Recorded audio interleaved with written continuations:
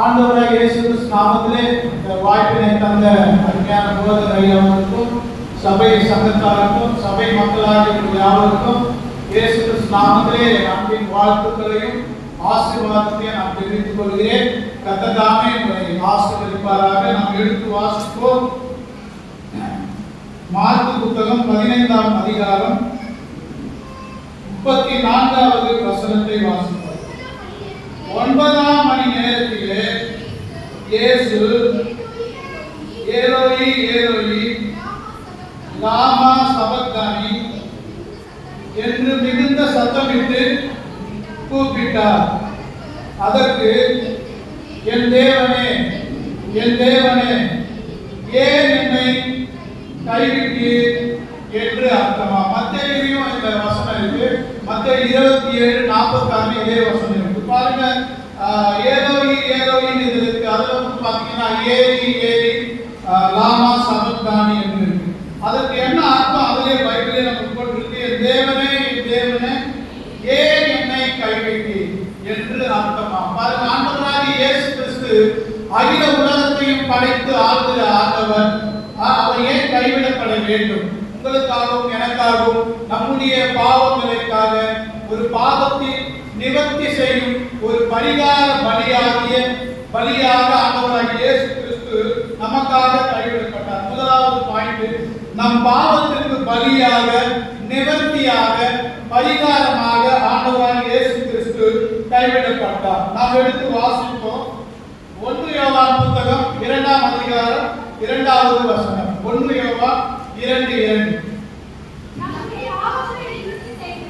நம்முடைய பாவங்களை நிவர்த்தி செய்கிற கிருபாதார பலியாக. பாருங்க, நம்முடைய பாவங்களை நிவர்த்தி செய்கிற அதற்கு ஒரு பரிகாரமான ஒரு பலியாக ஆண்டவராகிய இயேசு கிறிஸ்து நமக்காக அவர் கைவிடப்பட்டார். என் தேவனே ஏன் என்னை கைவிட்டு என்று அவர் அங்கலாய்ப்பதை பாடுகளின் மத்தியிலே வேதனையின் உச்சத்திலே ஆண்டவராகிய இயேசு கிறிஸ்து மிகுந்த சத்தமிட்டு என்று சொன்னால் மிகுந்த வேதனையோடு ஒரு அங்கலாய்ப்பின் குரலாக ஒரு வேதனையின் குரலாக பிதாவாகிய தேவனை நோக்கி அவர் அபயமிடுவதை அல்லது சத்தமிடுவதை அல்லது ஜெபிப்பதை நாம் பார்க்கிறோம். என் தேவனே ஏன் என்னை கைவிட்டீர். இப்போ வாசிக்கலாம். 1 யோவான் 2:2. நம்முடைய பாவங்களை நிவர்த்தி செய்கிற கிருபாதார பலியாக கிருபையாக ஆண்டவராகிய இயேசு கிறிஸ்து நமக்காக பலியாக ஆமென் கைவிடப்பட்டார். ஹல்லேலூயா ஹல்லேலூயா சொல்லலாமா? ஆமா, என்ன சீரியஸா இருக்காதுங்க. இது ஒரு துக்க நாள் அல்ல. கொலோசியர் புத்தகத்துல 2ஆம் அதிகாரத்தில் சொல்லுது, சிலுவையிலே இயேசு கிறிஸ்து மகிமையாய் வெற்றி சிறந்தார். இது ஒரு வெற்றியின் நாள். ஹல்லேலூயா. ஆண்டவருடைய பாடலை தியானிக்கிற நாள். இது ஒரு வெற்றியின் நாள். ஆகவே மிகுந்த சமாதானத்தோடும் சந்தோஷத்தோடும் ஆண்டவருடைய வார்த்தையை நாம் தியானிக்க வேண்டும். இப்போ வாசிப்போம்.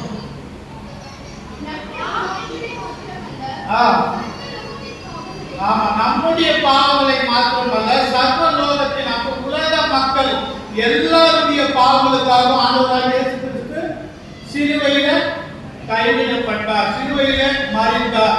3ஆம் நாள் உயிர் தெழுந்தார். ஹல்லேலூயா ஹல்லேலூயா. ஆமா, பாருங்க, ஆண்டவராகிய இயேசு கிறிஸ்து நமக்காக மாத்திரமல்ல. Our Lord Jesus Christ is not a particular people of God. Our Lord is world savior. உலக இரட்சகர் என்று வேதம் சொல்கிறது. நீங்க எடுத்து வாசிங்க. யோவான் புத்தகம் 1ஆம் அதிகாரம் 29வது வசனம். யோவான் 1:29.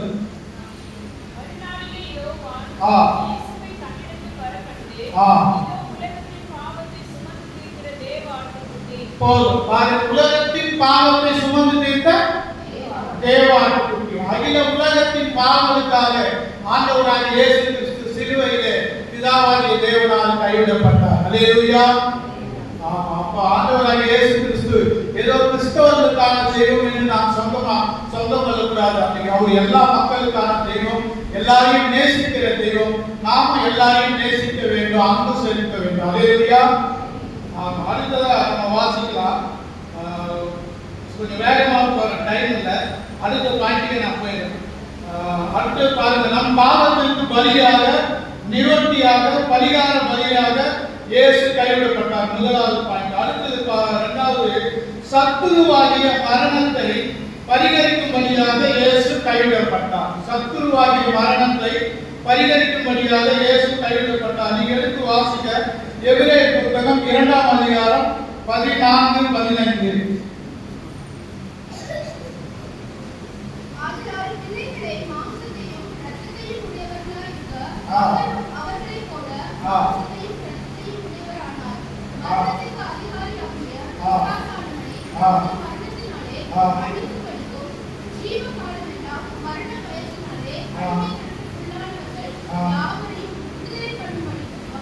அப்படியான பாருங்க, ஜீவிய காரணமெல்லாம் மனுஷன் வாழ்நாள் முழுவதும் ஒரு பயம், மரண பயம் இருக்குது.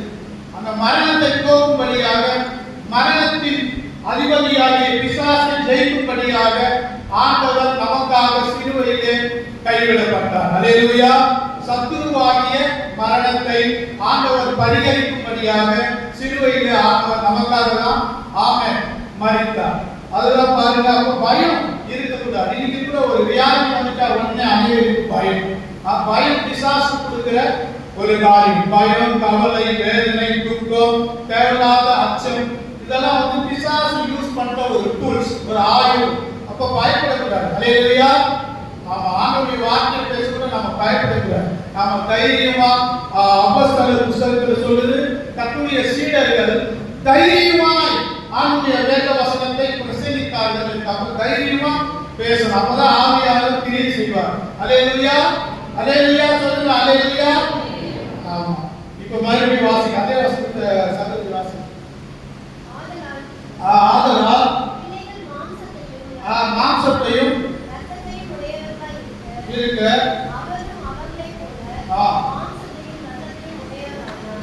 மாம்சத்தையும் ரத்தத்தையும் உடையவரானா ஆண்டவராகிய இயேசு கிறிஸ்து மனிதனாக இந்த பூமிக்கு வந்து அவர் வாழ்ந்து ஜனங்களுக்கு நன்மை செய்து சுவிசேஷத்தை அறிவித்து ஜனங்களுக்கு அற்புதங்களை செய்து சுகத்தை கொடுத்து அவர் மரணத்தை ருசி பார்த்தார், மரணத்தை பரிகரித்தார், 3ஆம் நாள் உயிரோடு எழுந்தார், ஜெயித்தார். நீங்க வாசிங்க 1 கொரிந்தியர் 15:26.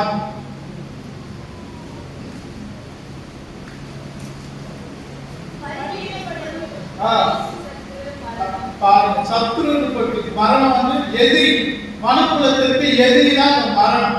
அல்லேலூயா.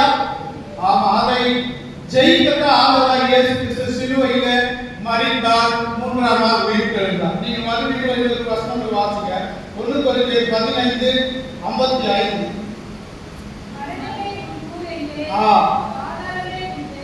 ஆமா, கூறு எங்கே? மரணமே உன் கூறு எங்கே?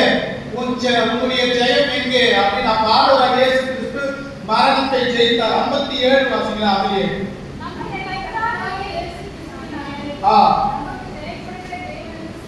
அல்லேலூயா. ஆமா, ஆண்டவர் நமக்கு ஜெயம் கொடுத்தா ஜெயம் கொடுக்கலையா? கொடுத்தார். எப்படி கேட்டீங்கன்னா, இப்ப கர்த்தரை அறியாத ஜனங்களுக்கு ஒரு நம்பிக்கை இல்லை. மரித்தால் எங்க போகணும் ஒரு நம்பிக்கை இல்லை. ஏன்னா அவர்கள் ஆண்டவர் அறிவிக்கப்பட்டும் சுவிசேஷமாய் ஆண்டவரை பல இடங்களில் பல விதங்களில் மீடியாக்களில் இப்படி சபைகள் மூலமாய் அறிவிக்கப்பட்டும் அதை ஏற்றுக்கொள்கிறவர்கள் அநேகர், ஏற்றுக்கொள்ளாதவர்கள் இருக்கிறார்கள். அவர்களுக்கு அந்த நம்பிக்கை இல்லை. ஆனால் ஆண்டவருடைய பிள்ளைகளாகிய உங்களுக்கு எனக்கு ஒரு நம்பிக்கை இருக்கு. மரித்தா நாம எங்க போயிடுவோம்? சொல்லுங்க, தைரியமா சொல்லுங்க.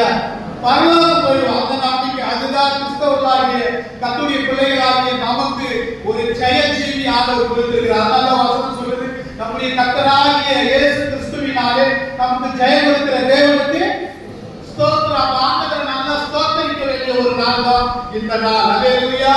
நன்றி சொல்லக்கூடிய ஒரு நாள். இது ஒரு ஜெய நாள், இது ஒரு வெற்றி சிறந்த நாள். கொலோசியர் 2ஆம் அதிகாரத்துல 14வது வசனம் நினைக்கிறேன், துரைத்தனங்களையும் அதிகாரங்களையும் புரிந்து கொண்டு அவைகளை சிலுவையின் மேல் மகிமையா வெற்றி சிறந்தார்.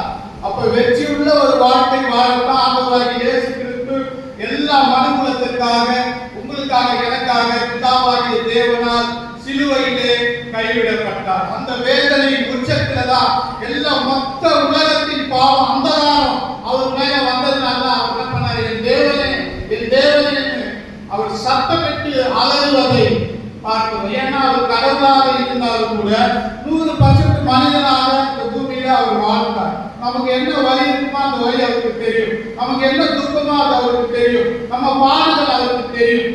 அதனாலதான் ஆண்டவராகிய இயேசு கிறிஸ்து சிலுவையில மரித்து நமக்காக மரணத்தை பரிகரித்தார். அல்லேலூயா. அடுத்த பாயிண்ட் நான் டைம்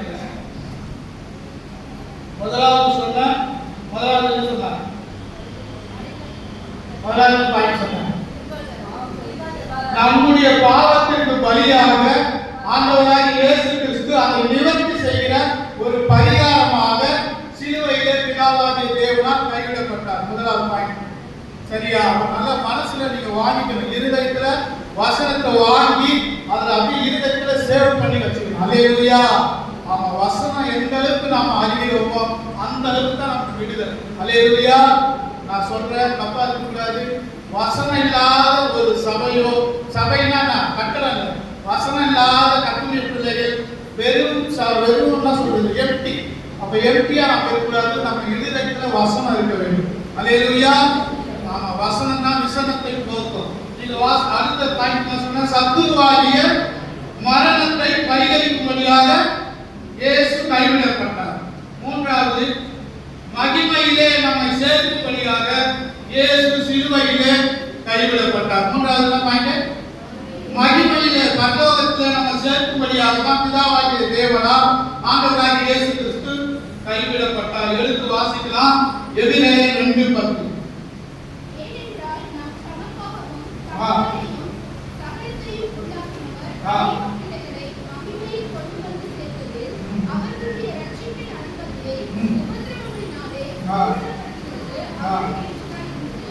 ரட்சிப்பின் அதிபதி நம்ம ஆண்டவர். அவன் யாரு? பிசாசு. அவன் யாரு? பிசாசு. முதல் வருஷம் வாசிப்பேன், எபிரேயர் வாசிப்பேன்.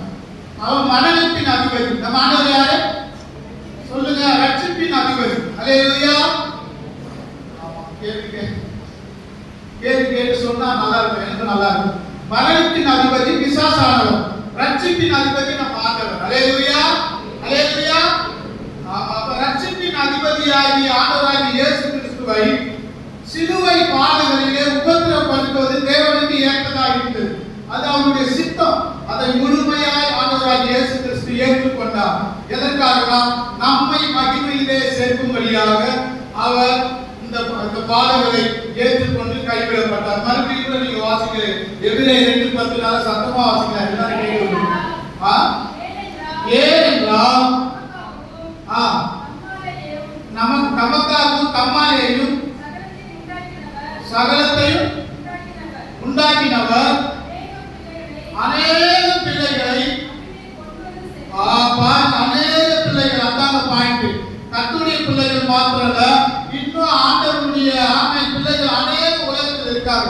எல்லா பிள்ளைகளையும் சேர்க்கும்படியாக ஆண்டவர் இந்த பாடுகளை ஏற்றுக்கொண்டார். மகிமையில சேர்க்கணும். பரலோகத்துல நாம ஆள் சேர்க்கணும். அதற்கு தான் ஆண்டவர் நமக்கு ரட்சிப்பு கொடுத்திருக்கிறார். அப்ப நாம அன்போடு மற்றவர்களோடு பழகி சான்ஸ் கிடைக்கும் போது சுவிசேஷத்தை அறிவிக்க வேண்டிய முறையில அன்போடு அவர்களுக்கு அறிவித்து நாம் ஆத்தும ஆதாயம் செய்கிறவர்களாய் மாற வேண்டும். வசனம் சொல்லுது, ஆத்தும ஆதாயம் செய்கிறவர் சொல்லுங்க ஞானம் உள்ளவர். நல்ல பைபிளை நம்ம வாசிக்கணும். அல்லேலூயா. ஆமா, நான் உங்களை குற்றப்படுத்தல, தப்பாவும் சொல்ல. பைபிள் நல்லா வாசிக்கணும். நாம இருக்கிற இந்த காலம் கடைசி காலம். வஞ்சிக்கப்பட்டு போக கூடாதபடிக்கு சத்தியத்தையும் அறிவீர்கள், சத்தியம் உங்களை சத்தியம் தான் விடுதலை ஆக்குகிறார். ஒருவரும் விடுதலை ஆக்க முடியாது. சத்தியம் தான் ஆண்டவராகிய இயேசு கிறிஸ்து தான் சத்தியம். சத்தியம் தான் வாசனம். அப்ப பாருங்க, மகிமையிலே நம்மை சேர்க்கும்படியாக, நம்மை மாற்ற அநேக பிள்ளைகளை சேர்க்கும்படியாக ஆண்டவராகிய இயேசு கிறிஸ்து இந்த பாடுகளை, இந்த உபத்திரவங்களை நமக்காக ஏற்றுக்கொண்டார். அதனாலதான் அவர் கைவிடப்பட்டார். அல்லேலூயா. அல்லேலூயா. அடுத்த வசனம் நீங்க வாசிங்க. ரோமர் 6:23.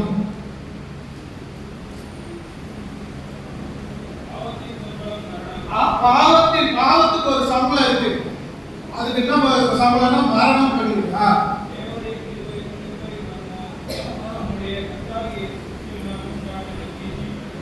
நம்முடைய கர்த்தராகிய இயேசு கிறிஸ்துவினால் உண்டான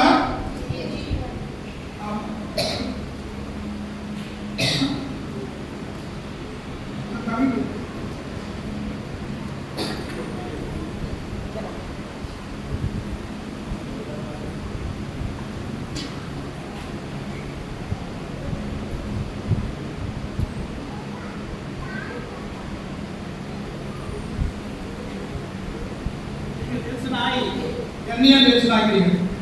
ரொம்ப கூலா பிரசங்கம் பண்றாங்க. கிட்டத்தட்ட தாழ்மையா சொல்ற 15 வருஷத்துக்கு மேல சபையிலே பிரசங்கம் பண்றாங்க. தெருவுல 5 வருஷமா பண்ணிட்டு இருக்கேன். கிட்டத்தட்ட 20 வருஷமா பிரசங்கம் பண்றாங்க. ஆனா இந்த வரல பிரசங்கம் வரல. உண்மையை சொல்றேன், 1000 பேர் இந்த சபையில பிரசங்கம் பண்ணிருக்கேன். தாழ்மையா சொல்றேன் வரல. காரணம் என்னன்னா கேட்கிற வாஞ்சை இல்லையா, இல்லை எதுவும் டென்ஷனா மரபரப்பா எனக்கு புரியல. சரி ஓகே, ரோமர் 6:23 மறுபடியும் வாசிக்கலாமா? ஃப்ரீயா கேளுங்க. இது ஒரு நார்மல் டே தான், குட்ட நாள் இல்லை. அல்லேலூயா, நார்மல் டே தான். ரோமர் 6:23 வாசிக்கலாம். பாவத்துக்கு ஒரு சம்பளம் உண்டு, அது மரணம். தேவனுடைய கிருபை வரணும். தேவனால் கிருபையால் கொடுக்கப்பட்டவர் அந்த இயேசு கிறிஸ்து. அதனாலதான் நமக்கு நித்திய ஜீவன். அவரால் தான் நமக்கு என்னவா? நித்திய ஜீவன். நித்திய ஜீவனா இட்டர்னல் லைஃப், என்றென்றும் அவரோடு இருக்கும்படியான மகிமையான ஒரு வாழ்க்கை, பரலோகம் அது நமக்கு வைத்திருக்கிறார். அதற்காக நம்மை மகிமையிலே சேர்க்கும்படியாக, நமக்கு நித்திய ஜீவனை தரும்படியாக ஆண்டவராகிய இயேசு சிலுவையிலே கைவிடப்பட்டார். கரங்களை தட்டி ஆராதனைப்படுத்தலாமா? அந்த கரங்களை தட்டிட்டாங்க. அல்லேலூயா. இருக்கமா உட்கார்ந்துட்டு இருந்தா பிரசங்கமே வராது. உண்மையிலே சொல்றேன், போதகர் எவ்வளவு கஷ்டப்படுறாரு இங்க வந்தவன் எனக்கு தெரியுது. நான் கூட அவர் நினைச்சிருக்கேன், என்னடா வசனமே இல்லையே சபையில. நானே ஒருத்தர்கிட்ட சொன்னேன், உண்மையை சொல்றேன், ஏன் வரல இப்பதான் தெரியுது. இறுக்கமா டைட்டா இருக்காது, நல்ல ஃப்ரீயா நல்ல வசனத்தை ஜம்முன்னு கேட்கணும். அல்லேலூயா, அல்லேலூயா. அப்ப பாருங்க, மகிமையில நம்மை சேர்க்கும்படியாக, நமக்கு நித்திய ஜீவனை தரும்படியாக ஆண்டவராகிய இயேசு கிறிஸ்து கிருபையால் நமக்காக பலியாக பிதாவாகிய தேவனால் கைவிடப்பட்டார். மகிமையிலே சேர்க்கும்படியாக நம்மை நமக்காக அவர் கைவிடப்பட்டார். ஜெபிக்கலாமா? ஆண்டவரே ஸ்தோத்திரம்பா. கர்த்தாவே அப்பா, உம்முடைய சமூகத்துல தாழ்த்துகிறோம். கர்த்தாவே ஆண்டவரே, அவர்களுடைய இருதயத்தை அறிந்த தேவன். யார் யார் எந்தெந்த சூழ்நிலையில் இருக்கிறாங்களோ எனக்கு தெரியல. எல்லாருடைய இருதயங்களை ஆராய்ந்து அறிந்திருக்கிற தேவன்.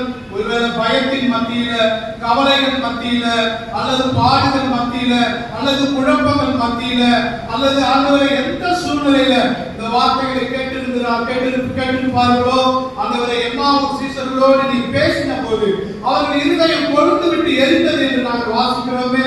ஆண்டவரை அப்படி தாகத்தோடு, ஆண்டவரை இருதயத்தில் ஒரு வாஞ்சையோடு வசனத்தை கேட்கிற ஒவ்வொருவருக்கும் அப்படிப்பட்ட கிருபையை தாங்க.